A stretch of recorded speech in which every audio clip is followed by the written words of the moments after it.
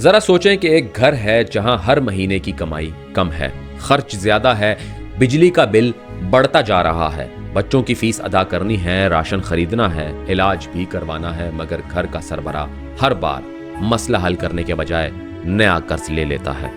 کچھ دن سکون آتا ہے، پھر اگلی قسط سر پر آ جاتی ہے، پھر پرانا قرض اتارنے کے لیے نیا قرض لیا جاتا ہے۔ آہستہ آہستہ وہ گھر اپنی مرضی سے نہیں، قرض دینے والوں کی مرضی سے چلنے لگتا ہے۔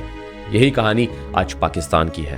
سوال یہ نہیں کہ پاکستان نے قرض کیوں لیا، اصل سوال یہ ہے کہ قرض کہاں گیا، کس نے خرچ کیا، کس نے فائدہ اٹھایا۔ پاکستان ایک ایسا ملک ہے جس کے پاس زمین ہے، دریا ہے، سمندر ہے، نوجوان آبادی ہے، زراعت ہے، معدنی وسائل ہیں، بندرگاہیں ہیں، جغرافیائی اہمیت ہے، مگر اس سب کے باوجود ملک ہر بار قرض کے دروازے پر کھڑا نظر آتا ہے۔ پاکستان کے قرضوں کی کہانی صرف معیشت کی نہیں، یہ طاقت، غلط فیصلوں، کمزور نظام، اشرافیہ کے فائدے، سیاسی عدم استحکام اور عوامی قربانی کی کہانی ہے۔ جب ملک کی آمدنی کم ہو اور خرچ زیادہ ہو تو دو راستے ہوتے ہیں، یا تو حکومت اپنی آمدنی بڑھائے، غیر ضروری خرچ کم کر دے، کرپشن روکے، برآمدات بڑھائے، صنعت کو مضبوط کرے، یا پھر آسان راستہ اختیار کرے یعنی قرض لے کر وقت گزارے۔ پاکستان نے کئی دہائیوں تک دوسرا راستہ زیادہ اختیار کیا۔ یہی وجہ ہے کہ آج قرض صرف ایک نمبر نہیں رہا، یہ ایک جال بن چکا ہے۔ عام آدمی سوچتا ہے کہ حکومت قرض لیتی ہے تو اسے مجھ سے کیا فرق پڑتا ہے؟ فرق یہ پڑتا ہے کہ جب حکومت قرض واپس کرنے کے لیے پیسے ڈھونڈتی ہے تو وہ پیسے آسمان سے نہیں آتے، وہ بجلی کے بل سے آتے ہیں، پیٹرول کی قیمت سے آتے ہیں، گیس کے نرخ سے آتے ہیں، موبائل کارڈ کے ٹیکس سے آتے ہیں، آٹے، چینی، دودھ اور دوائی کی قیمت سے آتے ہیں۔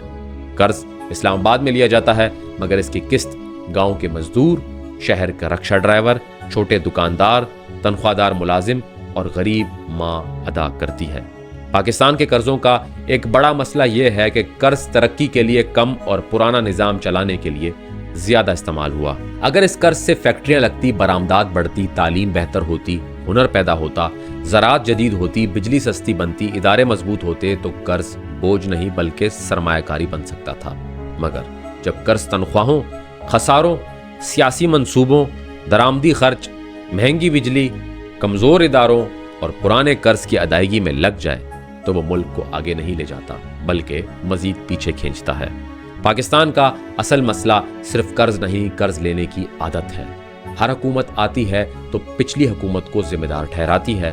ہر دور میں کہا جاتا ہے کہ ہمیں خزانہ خالی ملا، پھر وہی حکومت نئے قرض لیتی ہے، کچھ عرصہ گزارتی ہے، دعوے کرتی ہے اور اگلی حکومت کے لیے مزید بوجھ چھوڑ جاتی ہے۔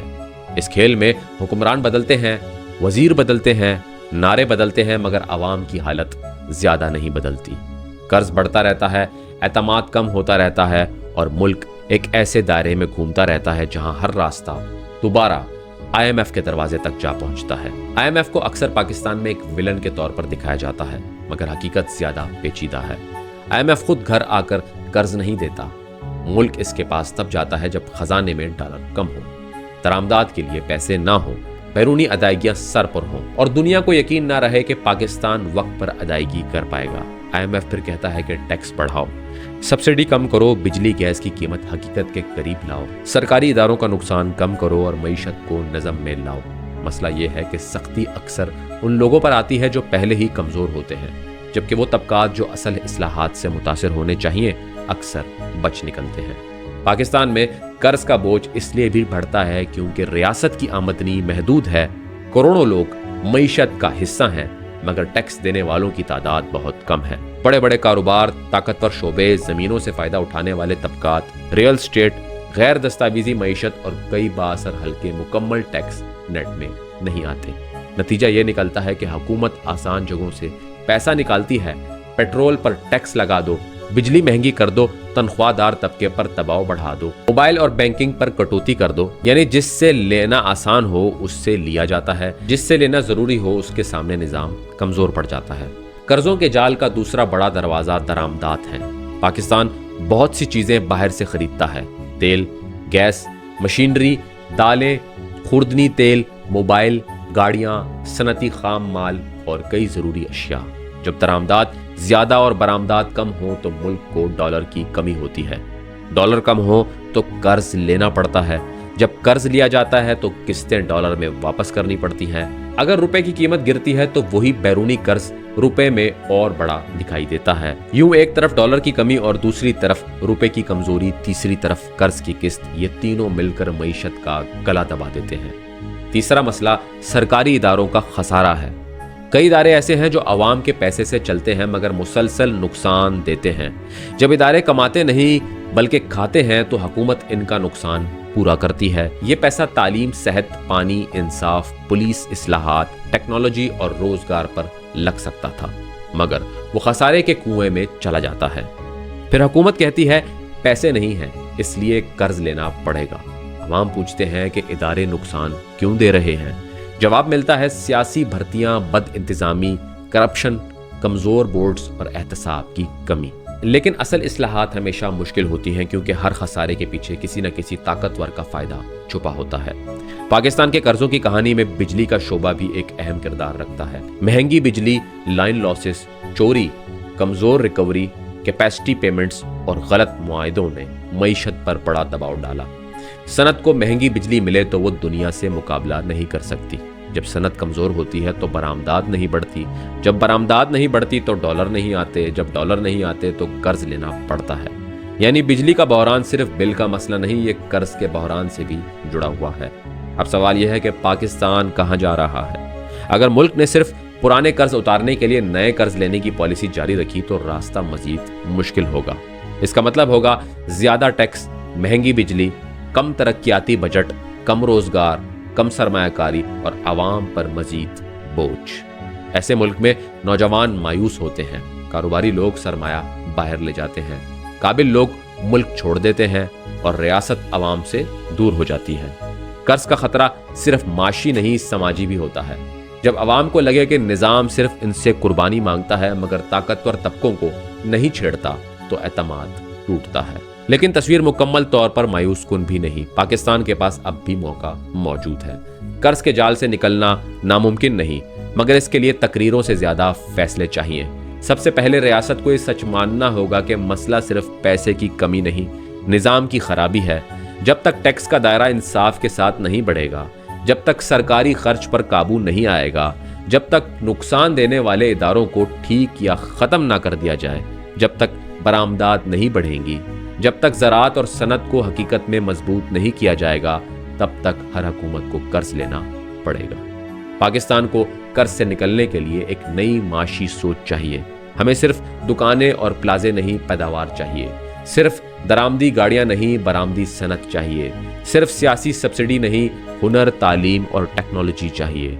सिर्फ नारे नहीं, कानून की हुक्मरानी चाहिए। सिर्फ कर्ज नहीं, एतमाद चाहिए। दुनिया उसी मुल्क को कर्ज भी बेहतर शर्तों पर देती है और सरमाया भी लाती है जहां पॉलिसी मुस्तकिल हो, इंसाफ मौजूद हो, मुआहदों का एहतराम हो। कर्ज का असल हल ये नहीं कि अवाम पर मजीद बोझ डाल दिया जाए। असल हल ये है कि रियासत अपने ताकतवर तबकात से भी वही सवाल पूछे जो आम शहरी से पूछती है। अगर एक तनख्वाहदार शख्स हर माह टैक्स दे सकता है तो अरबों की जमीन, करोड़ों की जायदाद, बड़ी आमदन और बड़े मुनाफा वाले तबकात निजाम से बाहर क्यों रहें। अगर गरीब बिजली का बिल ना दे तो कनेक्शन कट जाता है, लेकिन बड़े ना दहंदगान कैसे बच जाते हैं। अगर आम आदमी पर कानून फौरी हरकत में आता है तो बड़े माली फैसलों का हिसाब क्यों नहीं होता। यही वो सवालात हैं जो कर्ज की कहानी को सिर्फ मईशत नहीं, ताकत की कहानी भी बना देते हैं। पाकिस्तान के कर्जों का जाल एक दिन में नहीं बना और एक दिन में खत्म भी नहीं होगा, मगर हर जाल का एक कमजोर धागा होता है। इस जाल का कमजोर धागा शफाफियत है। अगर कौम को सच बताया जाए कि कितना कर्ज लिया गया, किस शर्त पर लिया गया, कहां खर्च हुआ, किस मंसूबे से कितना फायदा हुआ, किस इदारे ने कितना नुकसान किया, किस फैसले से मुल्क को कितना बोझ बढ़ा, तो फिर एहतसाब का रास्ता खुल सकता है। जब तक कर्ज आवाम के नाम पर लिया जाएगा और फायदा चंद हलकों को मिलेगा, तब तक ये बहरान खत्म ना होगा। आज पाकिस्तान एक मोड़ पर खड़ा है। एक रास्ता वही पुराना है, कर्ज लो, वक्त गुजारो, आवाम पर बोझ डालो और अगली हुकूमत को इल्जाम दे दो। दूसरा रास्ता मुश्किल है, सच बोलो, खर्च कम करो, ताकतवर को टैक्स नेट में लाओ, इदारे ठीक करो, बरामदाद बढ़ाओ, तालीम और हुनर पर पैसा लगाओ और कर्ज को आदत नहीं बल्कि आखिरी मजबूरी समझो। पहले रास्ते पर चलकर मुल्क चलता तो रहता है मगर आगे नहीं बढ़ता, दूसरे रास्ते पर तकलीफ होती है मगर कौम आज़ाद होती है। इस पूरी कहानी का सबसे तल्ख पहलू ये भी है कि पाकिस्तान के कर्जों का बोझ उन बच्चों पर भी है जो अभी पैदा भी नहीं हुए। आज लिया गया गलत कर्ज कल के नौजवान की नौकरी, तालीम, इलाज और मुस्तकबिल से कटौती बनकर वापस आएगा। इसलिए कर्ज सिर्फ हुकूमती फाइल का नंबर नहीं, ये आने वाली नस्लों की किस्मत का सवाल है। जब कोई हुकूमत कर्ज लेती है तो उसे ये भी बताना चाहिए कि ये कर्ज कौम के मुस्तकबिल को बेहतर बनाने के लिए है या सिर्फ मौजूदा सियासी वक्त को बचाएगा। आखिर में सवाल बहुत सादा है, क्या पाकिस्तान वाकई गरीब मुल्क है या इसे गलत तरीके से चलाया गया है? क्या पाकिस्तान के पास वसाइल नहीं या वसाइल का हिसाब नहीं? क्या कर्ज मजबूरी था या आसान रास्ता? और सबसे बड़ा सवाल, क्या इस मुल्क के अवाम हमेशा वो कीमत अदा करते रहेंगे जो फैसले किसी और ने किए? पाकिस्तान कर्जों के जाल में जरूर फंसा है मगर ये जाल तकदीर नहीं। अगर कौम सवाल पूछे, मीडिया नंबर समझे, अदालतें मुआहिदों की शफाफियत देखें, पार्लियामेंट कर्जों पर संजीदा बहस करे और हुकूमत ताकतवर तबकात को भी निज़ाम के अंदर लाए तो रास्ता निकल सकता है। मुल्क वहाँ नहीं जाता जहाँ कर्ज ले जाता है, मुल्क वहाँ जाता है जहाँ इसकी क़यादत, इसका निज़ाम और इसके अवाम इसे ले जाने का फैसला करते हैं। पाकिस्तान के सामने आज भी इंतखाब मौजूद है, कर्ज की जंजीर या इस्लाह का रास्ता। फैसला मुश्किल है मगर देर अब बहुत हो चुकी है।